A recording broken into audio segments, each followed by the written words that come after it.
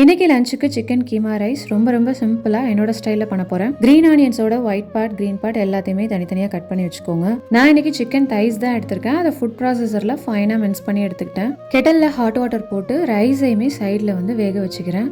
இப்போ கடாயில் ஆயில் சேர்த்துக்கோங்க. அதில் ஃபைனாக சாப் பண்ண green chillies, ginger garlic paste add பண்ணி நல்லா சாட்டே பண்ணிக்கோங்க. அது கூடவே ஃபைனாக சாப் பண்ணி வச்சிருந்த ஆனியன், மின்ஸ் பண்ண சிக்கனையும் சேர்த்துக்கிறேன். சிக்கன் நல்லா குக் ஆகட்டும். அது குக் ஆகிறதுக்குள்ள ரைஸ் வெந்துடுச்சு. அதை ஸ்ட்ரெயின் பண்ணி தனியாக எடுத்து வச்சுக்கிறேன். சிக்கன் கம்ப்ளீட்டாக குக் ஆனதும் சில்லி பவுடர் ஆட் பண்ணிக்கிறேன். சில்லி பவுடரோட ரா ஸ்மெல்லாம் போனக்கப்புறமா ரைஸ் ஆட் பண்ணிக்கோங்க. அதோட சேர்த்து கோகோனட் அமினோ சாஸ் சேர்த்துருக்கேன். ப்ளஸ் மெஹிக்கானா ஹாட் சாஸ் சேர்த்துருக்கேன். நீங்கள் சில்லி சாஸ் வேணாலும் சேர்த்துக்கலாம். லாஸ்ட்டாக vinegar, brown sugar, salt add பண்ணி ஹை ஃப்ளேமில் நல்லா மிக்ஸ் பண்ணிக்கோங்க. ஃபைனலாக க்ரீன் ஆனியன்ஸ் போட்டு ஸ்டவ் ஆஃப் பண்ணிவிடுங்க. ரொம்ப ஃப்ளேவர்ஃபுல்லான சிக்கன் கீமா ரைஸ் ரெடி. அது மட்டும் இல்லாமல் நான் யூஸ் பண்ணி இந்த 2 சாஸுமே ஆர்டிஃபிஷியல் டைஸ், ப்ரிசர்வேட்டிவ்ஸ்னு எதுவுமே இல்லாத க்ளீனான சாஸ். கண்டிப்பாக ட்ரை பண்ணி பாருங்கள். பை.